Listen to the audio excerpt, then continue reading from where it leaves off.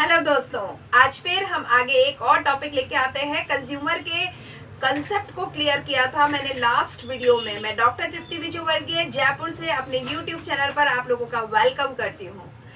जब कंज्यूमर का concept clear किया, उसी में एक और चीज जुड़ी हुई होती है। हम कंज्यूमर के बारे में एक चीज कहते हैं कि he is a strength of a market. आज इसी को डिस्कस करने वाले हैं, किस लिए इसको स्ट्रेंथ कहा गया है और क्यों इसी की वजह से एक बिजनेस का सर्वाइवल है। आज की मेरी टॉपिक भी यही है, कंज्यूमर या कस्टमर एक ही बात है। यहाँ पे हम इंटरचेंजेबल कर रहे हैं इस टर्म को। तो कंज्यूमर हो या कस्टमर हो, as a strength of market और a survival feature for a business. किसी भी बिजनेस के सर्वाइवल फीचर में अगर मोस्ट इंपॉर्टेंट एलिमेंट अगर कोई है, दैट इज द कस्टमर और consumer. Just because of the customer business survives, ये फैक्ट है। अगर कस्टमर नहीं है तो बिजनेस की जिंदगी खत्म। बिजनेस पे लॉकडाउन हो जाने वाला है, बिजनेस पे लॉक लग जाने वाला है। बिल्कुल यही चीज है। तो ऐसा क्यों है? क्योंकि ये चीज समझोगे ना, तभी समझ में आएगा कि कंज्यूमर के बिहेवियर को स्टडी करना किस लिए इतना इंपॉर्टेंट है। Firstly we have to understand the significance of a customer. तो कस्टमर की क्या इतनी ताकत है कि उसे हमें इतना ज्यादा स्टडी करना हो रहा है। ये कस्टमर ऐसी धुरी है जिसके चारों तरफ बिजनेस कह लो, ट्रेड कह लो, कॉमर्स कह लो, whatever it is, monetary activities केवल कस्टमर या कंज्यूमर के चारों तरफ घूमती है। और कस्टमर ही वो मैग्नेटिज्म है जिसकी वजह से एक बिजनेस सरवाइव करता है। अगर उस बिजनेस और उस कस्टमर में मैग्नेटिज्म ना हो तो यकीन मान लेना कि वो बिजनेस का बंद होना निश्चित हो चुका है। तो एक बिजनेसमैन इसी चीज को एनकैश करता है, या यूं कहना चाहिए इसी चीज पे फोकस करता है कि किस तरीके से इस मैग्नेटिज्म को वो ज्यादा से ज्यादा ना केवल बनाए रखे बल्कि बढ़ाता भी रहे। वो हर दिन एक नया एक्सरसाइज, एक नई एक्टिविटी, एक नई पॉलिसी, एक नया स्टाइल, एक नया प्लान लेकर के बिजनेस में मार्केट में लेके आता रहता है, ताकि वो अपने कस्टमर को अट्रैक्ट कर सके। ये अट्रैक्टिंग फोर्स ही मैग्नेटिज्म है। तो आपको समझ में आ गया होगा कि आज मैं क्या बात करने वाली हूँ। आज मैं आपको कंज्यूमर के उस ताकत के बारे में आपको बताना चाहती हूँ जिसको हम जानते तो हैं, लेकिन हम ये नहीं समझते कि इस वजह से कंज्यूमर के बिहेवियर को स्टडी करना एक मार्केटर के लिए, एक बिजनेसमैन के लिए बहुत ज्यादा इंपॉर्टेंट हो जाता है। तो चलिए शुरू करते हैं अपने वीडियो को एक फैक्ट के साथ। हर बार मैं कुछ ना कुछ नई बात बताती हूँ मेरे वीडियो में। स्टार्टिंग में ही मेरे कुछ फैक्ट होंगे, ध्यान दीजिएगा।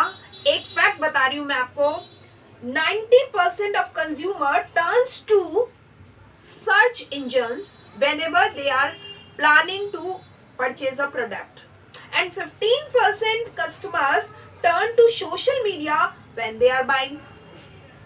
ये एक सर्वे में किया गया खुलासा है, जिसको मैं आपको बता दूं कि कौन से सर्वे में किया गया था ये खुलासा। कंडक्टर जो सर्वे है उसमें ये खुलासा किया गया था कि जब भी एक कस्टमर किसी भी नई चीज को खरीदने के लिए प्लान करते हैं तो उनका 97% कस्टमर्स जो होते हैं ना, तुरंत सर्च इंजन पर जाकर के उस प्रोडक्ट के बारे में इंफॉर्मेशन गैदर करते हैं। और सोशल मीडिया पर सर्फ करने वाले लोगों का परसेंटेज है 15। ये एक फैक्ट है। तो अपने आप में समझ में आ जाता होगा कि कंज्यूमर को समझना कितना ज्यादा इंपॉर्टेंट है। एक कस्टमर या एक कंज्यूमर अपनी जेब से एक भी पैसा निकालने से पहले बहुत सारी चीजों के आंसर्स अपने आप को देना चाहता है। मैं क्या खरीदना चाहता हूँ, मैं क्यों खरीदना चाहता हूँ, मैं कितनी प्राइस पे खरीदूं, मार्केट में कहाँ पे मिलेगा, कैसी टेक्निक का है और ऑप्शंस क्या है, किस मार्केट में मुझे कितने ऑप्शंस मिल जाएंगे, मुझे कितना सेटिस्फेक्शन मिलेगा, कौन कौन से ऑफर मार्केट में मिल रहे हैं, किन तरीकों से मैं ज्यादा से ज्यादा बेनिफिशियरी हो सकूंगा। तो ये सारे क्वेश्चंस के आंसर अगर एक कस्टमर दे रहा है तो इट मस्ट बी नीडेड कि एक बिजनेसमैन को इन सब क्वेश्चंस के आंसर मार्केट में उसे अवेल करवाने होंगे, तभी तो उसे वो आंसर्स मिलेंगे। अगर सब्स्टिट्यूट्स नहीं होंगे, ऑल्टरनेटिव्स नहीं होंगे, या प्रोडक्ट नहीं मार्केट में एग्जिस्ट करता होगा, तो कस्टमर किस चीज को ढूंढेगा। और कस्टमर की क्वेश्चंस के आंसर अगर एक बिजनेसमैन नहीं देता है तो why he is in the market. This is the point. ये है फैक्ट। तो 97% सर्च इंजन पर सर्व करते हैं जब जब भी वो कोई नया प्रोडक्ट खरीदना चाहते हैं। इसलिए कस्टमर को तो ध्यान देना जरूरी ही है। अब थोड़ी सी और बातें करते हैं। हमने कहा वो अपने मार्केट की स्ट्रेंथ है, वास्तव में वो है तो ही तो मार्केट में ताकत है। तो वो मार्केट की जो महत्वपूर्ण शक्ति है या पावर है वो कस्टमर ही है। क्यों? क्योंकि वो अल्टीमेट यूजर है। जब भी कोई प्रोडक्ट या सर्विस बनाई जाती है, प्रोड्यूस की जाती है, अवेलेबल करवाई जाती है, क्यों करवाई जाती है? क्योंकि हम वो जो अल्टीमेट डेस्टिनेशन है कस्टमर, वही तो उसका यूजर है, वो उसका अल्टीमेट यूजर है, उसके अलावा और कोई हो ही नहीं सकता। आज मैंने खरीदने के लिए कोई चीज खरीदी है, या मैंने यूज करने के लिए कोई चीज खरीदी है, या मैंने किसी को गिफ्ट करने के लिए कोई चीज खरीदी है, या मैंने कोई और चीज बनाने के लिए मैंने कोई चीज खरीदी है, कुछ भी हो मैंने खरीदी है, और मैंने खरीदी है तभी तो उस मार्केट में उस प्रोडक्ट के होने का मतलब है। तो वो अल्टीमेट यूजर है, क्योंकि everyone is consumer in one way और द अनदर। चाहे किसी भी तरीके से कह लो, हर हाल में हर एक व्यक्ति कंज्यूमर है। आज मैं अगर ये मार्कर खरीदती हूँ तो मैं मार्कर के लिए कंज्यूमर हूँ, और अगर मैं कोई और चीज बेच रही हूँ तो मैं उस समय सेलर हूँ। लेकिन सेलर में कुछ पर्टिकुलर प्रोडक्ट्स या सर्विसेज का हो सकता हूँ, लेकिन मुझे मेरी जिंदगी को चलाए रखने के लिए बहुत सारी अनलिमिटेड नीड्स है मेरी, और अनलिमिटेड नीड्स को मुझे सेटिस्फाई करने के लिए मार्केट से चीजों को तो खरीदना ही है। तो ultimately each and every person has quality of consumer. हर एक व्यक्ति कंज्यूमर है, तो चाहे वो इस तरीके से कह लो चाहे उस तरीके से कह लो। तो ये एक बहुत इंपॉर्टेंट चीज हो गई कि जब हर एक व्यक्ति कंज्यूमर है तो कंज्यूमर को तो स्टडी करना बहुत इंपॉर्टेंट हो गया है। एक और बात, ही और she is able to create the demand. किसी भी डिमांड को क्रिएट करने की जो शक्ति है वो कस्टमर में ही है। अगर वो नीड ना हो, उसमें विश ना हो, उसमें डिजायर ना हो, तो क्यों वो डिमांड को क्रिएट करेगा? तो वो डिमांड को क्रिएटर है, डिमांड का जो क्रिएटर है, इसी वजह से तो मार्केटर के लिए वो एक मैग्नेटिज्म है। अगर वो मार्केट में डिमांड क्रिएट नहीं करेगा तो मार्केटर क्यों उसे प्रोवाइड करेगा चीजें? Whenever they demand, manufacture supplies. ये एक इंपॉर्टेंट चीज है। तो इसलिए भी कंज्यूमर बहुत इंपॉर्टेंट हो गया। नेक्स्ट एक पॉइंट कहते हैं, every buyer may not be user of that product. मान लीजिए किसी एक प्रोडक्ट के लिए जो उसका बायर है वो हो सकता है उसका यूजर ना हो, वो किसी को देने के लिए खरीदता हो, वो ये किसी को गिफ्ट करने के लिए, या वो आगे कोई चीज बनाने के लिए कोई चीज को खरीद रहा है। मान सकते हैं कि किसी एक प्रोडक्ट के लिए हर एक बायर उसका यूजर ना हो, लेकिन इसका ये मतलब हो गया all buyers consumer of something. जितने भी बायर होते हैं उसके कुछ बायर उस चीज के कंज्यूमर हो सकते हैं, पर सब लोग कंज्यूमर होंगे जरूरी नहीं है। मतलब बायर अगर 100 है तो जरूरी नहीं है कि 100 के 100 वो कंज्यूमर है, हो सकता है 30-35 लोग उसमें से कंज्यूमर हो। आगे देखेगा, all consumers are not necessarily buyer, और जितने भी कंज्यूमर हैं वो जरूरी नहीं है कि वो सारे ही बायर हो। तो बायर और कंज्यूमर का जो ये रोल चेंजिंग वाला मामला है ना, इसी चीज के लिए एक मार्केटर फोकस करता है कि जरूरी नहीं है जिस व्यक्ति ने चीज खरीदी है वो यूज करेगा, और जरूरी नहीं है जो यूज कर रहा है उसने वो चीज को खरीदी होगी। तो जो बायर और कंज्यूमर और यूजर और कस्टमर का जो बीच का रिलेशनशिप है ना, इसको एनकैश करता है एक मार्केटर या एक सेलर। उसे समझना पड़ता है कि जिस समय वो एक व्यक्ति खरीद रहा है वो चीज, वो खुद के यूज करने के लिए खरीद रहा है या किसी को देने के लिए खरीद रहा है, क्योंकि इन दोनों ही मामले में उसकी साइकोलॉजी अलग तरीके से चल रही होती है और उसके पुशिंग फोर्सेस अलग तरीके से काम कर रहे होते हैं। तो इस साइकोलॉजी को समझने के लिए भी मार्केटर को उस कंज्यूमर को समझना बहुत जरूरी हो जाता है। ये साइकोलॉजिकल फैक्टर है। आज हम किसी शॉप पे जाते हैं तो हम किस तरीके से चीज को डिमांड कर रहे हैं, what I am demanding and in which manner I am demanding.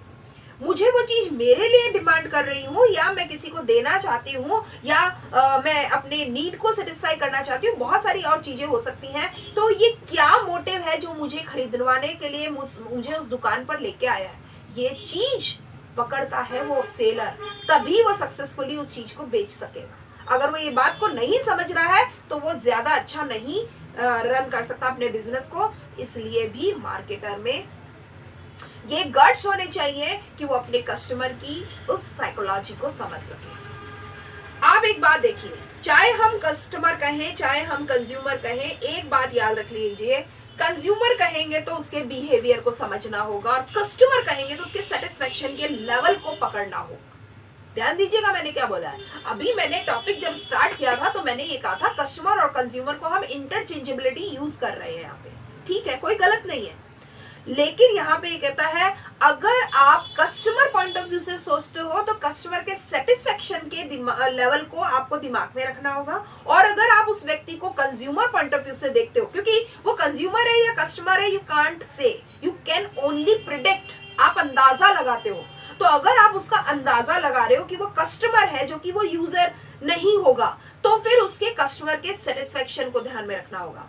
और अगर आपको लगता है नहीं ये जो कस्टमर है यही वो कंज्यूमर भी है कि यूज भी यही करने वाला है, तो आपको उस कंज्यूमर के बिहेव को नोटिस करना होगा।